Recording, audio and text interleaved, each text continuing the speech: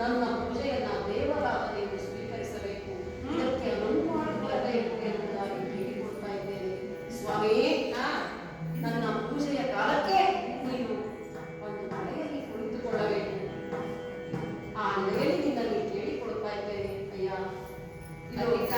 ಇದು ಭಕ್ತಿಯಿಂದ ನಿನ್ನ ಪಾದಕ್ಕೆ ನಮಿಸಿದ್ದೇನೆ. ಪೂಜೆ ಮಾಡುವುದನ್ನು ಪ್ರಾರಂಭಿಸುವುದಕ್ಕಾಗಿ ನಾನು ಅನುಮತಿ ಕೇಳ್ತಾ ಇದ್ದೇನೆ. ಜೊತೆಗೆ ರಕ್ಕಸನ್ನು ಹೌದು ಈತ ಅಂತಾದರೂ ಕೂಡ ಅತಿಕಾಯ ಪರಮವಿಷ್ಣುವನ್ನು ಆಗಿದ್ದೇನೆ. ಅಂತಹ ನನ್ನ ಪೂಜೆಯನ್ನು ನೀನು ಸ್ವೀಕರಿಸಬೇಕು ಸ್ವಾಮಿ. ಆ ನೆಲೆಯಲ್ಲಿ ಪೂಜೆಯನ್ನು ಪ್ರಾರಂಭಿಸಬೇಕು. ಅಪ್ಪಣೆಯನ್ನು ಕೊಡು. ಒಂದು ಮಾತನ್ನು ಒಂದು ಪ್ರಾರ್ಥನೆಯನ್ನ ಮಾಡಿಕೊಡುತ್ತೇನೆ. ಉಳಿದಂತಹ ನೀನು ಯಾವುದೇ ಪ್ರತಿಕ್ರಿಯೆಯನ್ನ ನೀಡಬಾರದು. ಪೂಜಿಸುವ ವೇಳೆಯಲ್ಲಿ ಭಕ್ತನಾಗಿ ಪೂಜೆಯನ್ನ ಸ್ವೀಕರಿಸಬೇಕು. ಅದರಿಂದ ಸ್ವಾಮಿ ಅಧಿಕಾಯ ಕ್ಷೇತ್ರ ನ್ಯಾಯದ ಪೂಜೆ ಶರಣಗಳಿಂದ ಪೂಜೆ ಮಾಡಬೇಕು ಅಂತ ಇದೆಯೇ? ಹೌದು. ಆದರೆ ಭಕ್ತರ ಮೊರೆಯನ್ನು ಆಲಿಸುವುದು ದೇವರ ಕರ್ತವ್ಯ. ನೀನು ನನ್ನನ್ನು ದೇವರು ಎಂದು ಒಪ್ಪಿಕೊಂಡಿದ್ದೀಯ. ಹೌದು. ಆಗಲಿ ನಿನ್ನ ಮಾತಿನಂತೆ ದೇವರ ಹಾಗೆ ಕುಳಿತುಕೊಳ್ಳುತ್ತೇನೆ ಸ್ವಾಮಿ. ಪ್ರಾರಂಭಿಸ್ತೇನೆ ಪೂಜೆಯನ್ನ.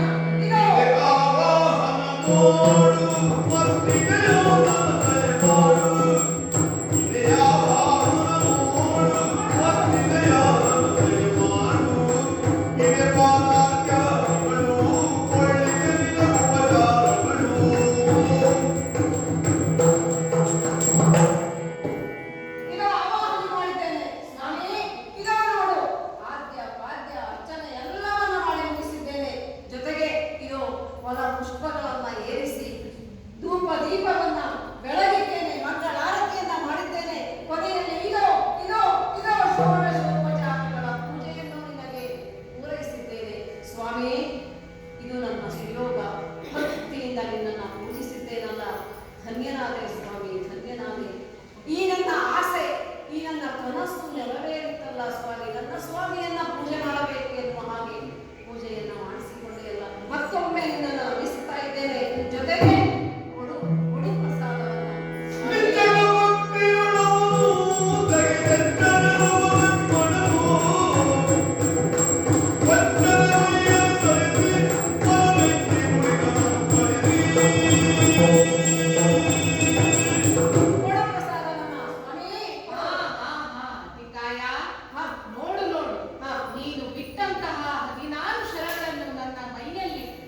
ಒಪ್ಪಿಸಿಕೊಂಡಿದ್ದೆ.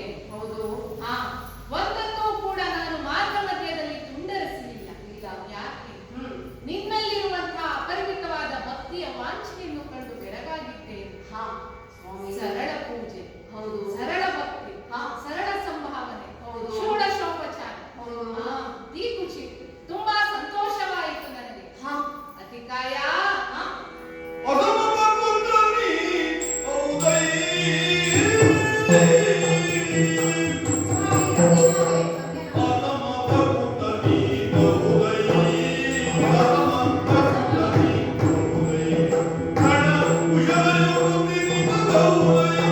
ರಣಕುಶಲ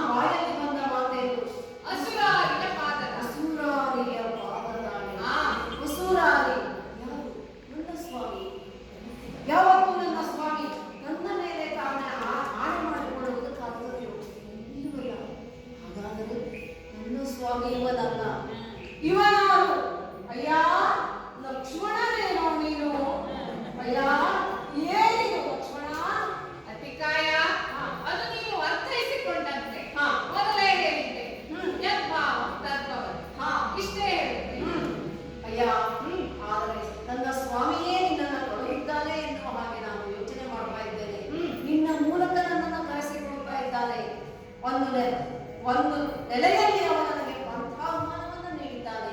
ಇನ್ನ ಮೂಲಕವೇ ನಾನು ಅವನನ್ನು ಸೇರಬೇಕು ಎನ್ನುವ ಉದ್ದೇಶ ಇರಬಹುದು. ಅದೇನೇ ಇರಲಿ, ಎಲ್ಲವೂ ಅವನ ಲೀಲೆ. ಪ್ರಿಯ, ಮನೆಯಲ್ಲಿ ಮತ್ತೊಮ್ಮೆ ಕೇಳಿಕೊಳ್ತೇನೆ, ಪೂಜೆ ಮಾಡಿದ್ದೇನಲ್ಲ ಅತಿಕಾಯ, ನೀನು ನನಗೆ ಪೂಜೆಯನ್ನು ಮಾಡುತ್ತಿದ್ದೇನೆ. ಶರಗಳನ್ನು ಬಿಟ್ಟು ಸರಳ ಪೂಜೆ. ಹೌದು. ಈಗ ನಾನು ನೈವೇದ್ಯ ರೂಪವಾಗಿ ಏನು ಬಂದಿದ್ದೇಯೋ ಅದನ್ನೇ ನಾನು ಪ್ರಸಾದ ರೂಪವಾಗಿ ಕೊಡಬೇಕಲ್ಲವೇ?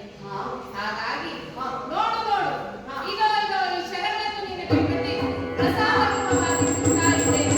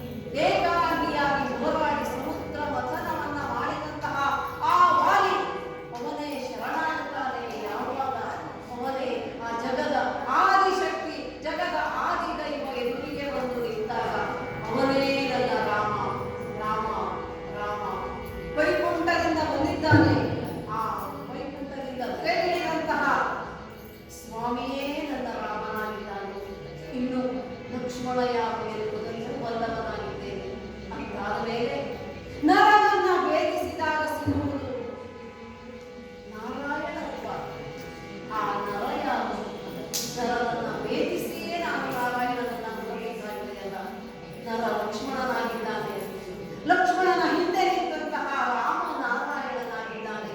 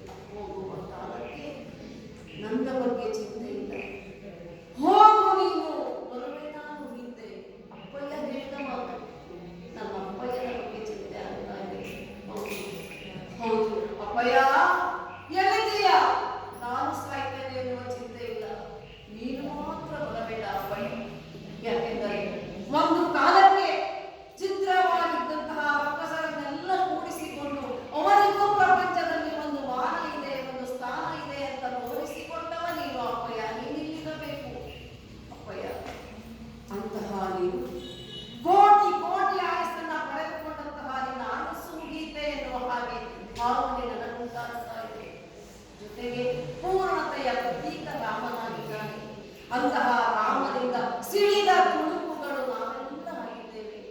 ಆ ತುಣುಕುಗಳೆಲ್ಲ ಅವನಲ್ಲಿ ಹೋಗಿ ಸೇರಿ ಸೇರಿ ಸೇರಿ ಅವನಲ್ಲಿಯೇ ಲೀನವಾಗಬೇಕು, ಐಕ್ಯವಾಗಬೇಕು. ಅದೇ ಮೋಕ್ಷ ಮತ್ತೆ ಹೊರಬರಲ ಹಾಗೆ.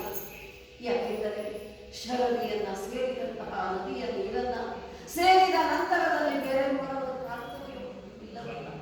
ಹಾಗೆಯೇ ನಾವು ರಾಮನನ್ನು ಸೇರಿದ ಮೇಲೆ ಹೊರಕ್ಕೆ ಬರಲಾಗಲಾರದು. ಅದೇ ಐಕ್ಯತೆ, ಅದೇ ಮೋಕ್ಷ. ಅಪ್ಪಯ್ಯ ಅಪ್ಪಯ್ಯ, ನೀನು ಮುಂದೆ ಬರಬೇಡ. ಮತ್ತು ನನಗೆ ಮುಂದೆ ಬರಲಾರದಷ್ಟು, ಹಿಂದೆ ಹೋಗಲಾರದಷ್ಟು ಮುಂದೆ ಬಂದಿದ್ದೀಯಾ ನೀನು ಎನ್ನುವ ಹಾಗೆ ಬರಡು ಲಂಕೆಯಲ್ಲಿ ಏನಿದೆ ನೀರನ್ನ ಹುಡುಕುತ್ತಾ ಹೋದರೆ ಮರೀಚಿಕೆಯಾದೀತು. ಅಂತಹ ಲಂಕೆಯಲ್ಲಿ ಸತ್ಯ ಧರ್ಮ ನ್ಯಾಯ ಇವುಗಳನ್ನ ಅರಸಿದರೆ ಏನು ಸಿಕ್ಕಿತು? ಬಿಸಿಲು ಆದೀತು. ಇವುಗಳ ಬಗ್ಗೆ ಚರ್ಚಿಸಿ ಯೋಚಿಸಿ ಪ್ರಯೋಜನ ಇಲ್ಲ ಎನ್ನುವುದನ್ನು ಅರಿತಿದ್ದಾನೆ ಅತಿಕಾಯ. ಯಾಕೆ ವಿಧಾತ ಎನ್ನುವ ಹಣೆ ಬರಹವನ್ನ ಬರೆದಿದ್ದಾನೆಯಲ್ಲ. ಅಂತಾದ ಮೇಲೆ ಸ್ವಾಮಿ ಸ್ವಾಮಿ ಶ್ರೀಹರಿ, ಏನಿದು ನಿನ್ನ ಮಾಯೆ? ಏನಿದು ನಿನ್ನ ಮಾಯೆ?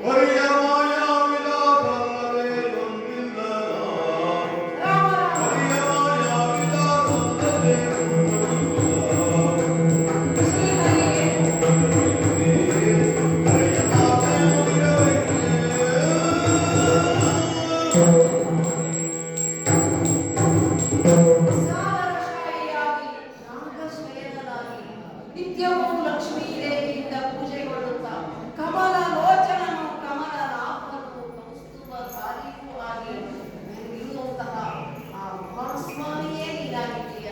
ನನ್ನ ರಾಮನಾಗಿದ್ದಾನೆ. ಭವಭಯಹರನು ಭವಬಂಧನ ನಿವಾರಣನೂ ಆದ ಸರ್ವ ಲೋಕಗಳಲ್ಲಿ ಸರ್ವತ್ರ ಮುಂಚೆನು ಋಷಿಮುನಿ ವಂದ್ಯನು ಭವರೋಗ ವೈದ್ಯನು ಆದಂತಹ ಆದಿನಾರಾಯಣನೇ ನನ್ನ ರಾಮನಾಗಿದ್ದಾನೆ. ಹೌದು, ಅಂತಾದ ಮೇಲೆ ಕೊಲ್ಲಬಲ್ಲ ಕಾಪಾಡಬಲ್ಲ ಶಕ್ತಿ ಇರುವುದು ನನ್ನ ರಾಮನಿಗೆ ಮಾತ್ರ. ಅವನೇ ರಾಮ, ಅವನೇ ಸತ್ಯ, ಅವನೇ ತತ್ವ, ಅವನೇ ನಿತ್ಯ. ಅಂತಹ ನನ್ನ ಸ್ವಾಮಿ ಇವನನ್ನ ಸೇರಬೇಕು, ರಾಮನಲ್ಲಿ ಒಂದಾಗಬೇಕು. ಹೇಗೆ? ಎಲ್ಲಿದ್ದಾನೆ ಲಕ್ಷ್ಮಣ? ಅದೋ ಅದೋ ಅಲ್ಲಿದ್ದಾನೆ. ಅನುಸಂಧಾನಕ್ಕಾಗಿ ಕಾಯ್ತಾ ಇದ್ದಾನೆ. ಸಂಧಾನಕ್ಕೆ ಬದ್ಧನಾಗಿದ್ದಾನೆ ಅತಿಕಾಯ. ಮಧ್ಯಾಹ್ನಕ್ಕೆ ತಡ, ಅವನಿದ್ದಲ್ಲಿಗೆ ಸಾಗಬೇಕು.